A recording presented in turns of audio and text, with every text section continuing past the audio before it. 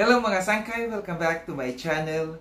Ito po muli ang inyong sangkay na si Sangkay Loans muling nagbabalik. Kumusta? Kumusta kayong lahat?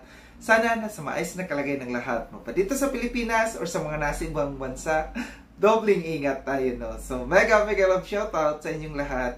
Sa Team Sangkay Original, Team Sangkay Sponsors, Team Kalingap, Kuya Val at Edna Kalingap Rob.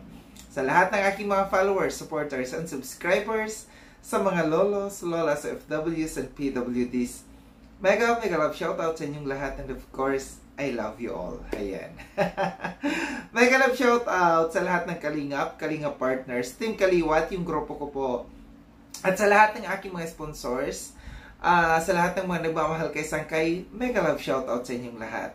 Ngayong araw na ito mga Sangkay, gagawa ako ng reaction video.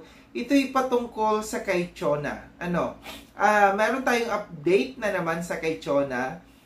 Napanood ko ito sa upload ni Kalingap Dennis Curod. So credit dito kay Kalingap Dennis Curod sa video clips na aking ipapapanood sa inyo. And sa lahat ng mga hindi pa nakapag-subscribe kay Kalingap Dennis Curod, subscribe niyo po siya. Then kung gusto niyo na mapanood ng buo itong video na ito, puntahan niyo po ang kanyang YouTube channel. So tara mga Sangkay, mga Kalingap, panoorin natin itong video clips na aking kinuha din after natin na mapanood. Magbibigay ako ng opinion or kuro-kuro patungkol dito. Tara mga Sangkay, mga Kalingap. Ito na, pwede pong makahiling sa inyo ng kunting pang bulkasin sa bubong ng bahay ko at nagbili po ako ng 3 piraso ay kulang. 3 piraso na. Bulkasin, ganyan mga po kalalaki. Ay, angat na po yung mga bako dun sa yero. Bulkasin lang. Bulkasin lang po sana yung sa pintura. Ay, may pintura naman po ako. Kulang yung ganito. Kaya natin ganun lang yung nalagay. Ang hirap po ng pera dito. Akala ko may napunta sa inyo. Napunta sana po ni Sherwin, hindi naman po napunta sa ngayon. Si Sherwin? Opo. Nabigay naman? Binibigyan naman po ako ng pang yung sa pintuan. Tapos yung aso ko maganda na tuta, Kinuha niya. Kinuha yung nagustuhan. Nagandahan siya. Oh. Sabi ko, Sherwin, binibenta ko yan. Ay, ako na lang ito. Kumuha ba ng jacket, binalot yung aso, ang laki na.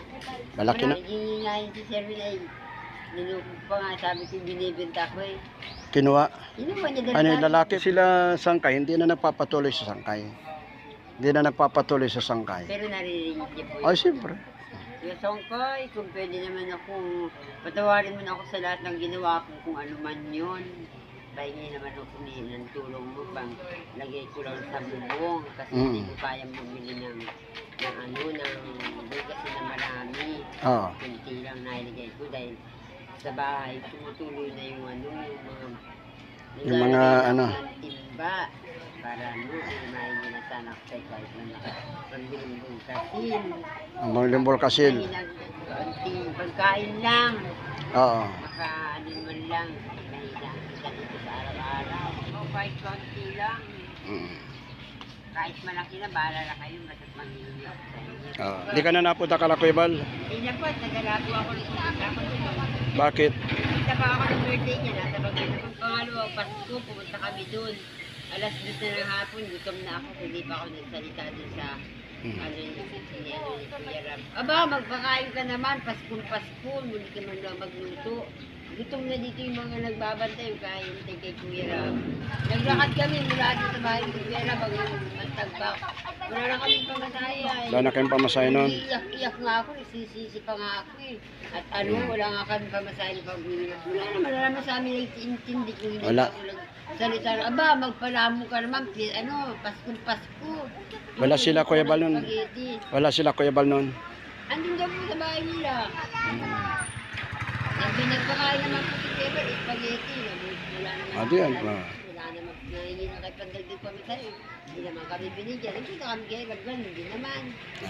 Wala rin. Kaya po ako dalam-dala na pumunta doon. Sarado. Hindi na po ako pupunta. Kay Kuya Val, kay Kuya Rab, ako'y nadala na ng gusto. Wala kami pamasay. Gutom ang nangyari sa amin. Kailangan pala pag mapunta kayo doon, nabaong kayo. Nag-discard ako, kahit hindi ko cash ko naman. Nanginga ko lang ng tulong. Ganyan naman papasko dyan, pamasahe lang natin. Kaya Ano? mulat mula, ayoko lang pumunta, nagtampo na. Kaya dito na lang sa bayan, kahit naghirap, kahit isang kahit isang pa. So yun mga sangkay, mga kalingap, atin na panood yung video clips na aking kinuha mula doon kay Kalingap Dennis Corod. Muli credit dito kay Kalingap Dennis Corod. So ito na nga si Chona, may mga sinabi dito si Chona na hindi ko nagustuhan. Umpisahan natin dito, sa umpisa na siya ay nanghingi, nananawagan na nanghingi ng tulong, para sa kanyang tumutulo, na bubong, pambili lang daw ng Bulkasil, sabi niya. Nakita ko nga ito nung sa vlog ni Erwin, nung pumunta doon si Erwin, na sinabi ni Chona na tumutulo yung kanyang bubungan banda doon sa kusina. Sabi ni Chona, kailangan daw ng 3 pa raw na Vulcasil, sabi niya. Kasi umaangat na daw yung mga doon sa may pinagpakuan, doon sa kanyang yero. So,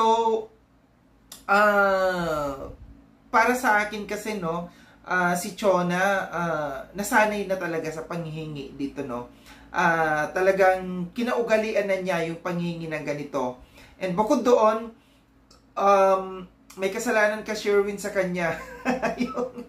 yung kanyang aso na kinuha mo, nakita ko din ito sa vlog ni Erwin, na kinuha ni Erwin yung aso ni Chona. Though ipinagpaalam ito doon sa vlog, ipinagpaalam nito ni Erwin kay Chona na kukunin niya, na hihingin niya. Yung pala nag-expect pala ng bayad si Chona doon sa aso. So sabi niya, kinuha daw ni Erwin yung kanyang biniro pa daw niya, na binebenta daw niya yun. Pero doon sa vlog ni Erwin, wala tayong narinig na sinasabi ni Chona na bayaran. Pero kahit man, kung tayo man hindi man magsabi yung isang tao na bayaran mo yan, kumbaga parang kusang loob na lang natin na kahit papaano, syempre malaki na yung aso na yun, yung pagpapakain man lang, sana nag-abot tayo kahit papaano ng konting halaga sa kay Chona. Dapat nagbigay ng parang pakonsuelo man lang si Erwin, kahit 100 lang, okay na yun kay Chona. So yan ang isa sa mga nireklamo ni Chona. And narinig din natin na nanawagan siya sa akin na nanghingi ng tulong. Sa akin kasi mahirap talaga magbigay ng tulong dito kay Chona kasi alam natin yung pag-uugali na ni Chona, tapos doon sa vlog ni Erwin sa kanya, yung huling vlog, na sinasabi ni Erwin na dadalhin niya si Chona sa Manila or sa Cavite. Ipinagmalaki ni Chona na meron siyang boyfriend, di ba? Sabi ni Chona, sa umaga, tanghali, hapon napunta sa kanya yung lalaki, then pinag-aawayan pa siya kasi may asawa yung lalaki. So kung bibigyan natin dito si Chona, parang iniisip ko na baka bubuhayin lamang niya yung kanyang jowa, di ba? Baka mapunta lamang, yun lamang ang buhayin niya. So dapat na lang talaga dito kay Chona na magsumikap siya, gawan niya ng paraan kasi matagal na panahon na tayo na hindi tumutulong kay Chona kasi nga nadala na tayo sa pinagagawa ni Chona. Lahat na wala sa kay Chona. Ultimo yung bahay na lang yung nakatayo sa lahat ng mga ibinigay natin ng Kalingap, sa kay Chona. Ngayon, kung tumutulo man yung bahay ni Chona sa ngayon, kung hindi man niya gagawa ng paraan yan, mabubulok na lang talaga, yung bahay na yon. Nakikinikita ko na si Chona ay babalik sa dati. Yung naalala ko yung dati na Chona na discover ni Kuya Val, yung bahay niya luna, yung trapal lamang yung bubong. So kung ganyan ang mangyayari, babalik sa ganung klaseng buhay si Chona talaga.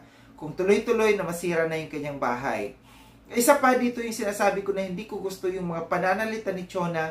Chona, magdahan-dahan ka sa mga pananalita mo. Nagsisisi daw siya, nabanggit na naman niya, though nabanggit na niya ito noon, nagsisisi daw siya, yung pagpunta niya doon sa birthday ni Kuya Val, na wala si Kuya Val, and then nung Christmas na nagpunta siya, na sising-sisi daw siya na nagpunta siya doon. Sino ba ang nagsabi sa iyo, Chona, na pumunta ka doon? Ang layo-layo ng lugar mo kasi talagang kailangan mo ng pamasahe kasi sobrang layo ng bahay mo papuntang Daet, no? Sising-sisi daw siya dahil hindi daw siya nilabas, hindi daw siya binigyan ng pera. At then kung hindi pa daw siya magsasalita na, hoy, magpalamon naman kayo, yun yung word na hindi ko gusto na naririnig, no? Yung sinabi ni Chona na kung hindi pa siya magsasalita na magpalamon naman kayo kasi nagugutom na daw sila dun sa labas. Utang na loob pa pala ni na Kuya Val na Kalinga Prab yung pagpunta niya doon. Na nagutom daw siya, nagsisisi daw siya na nagpunta pa siya doon. Kaya hindi na daw siya uulit pa muli na nagpunta doon.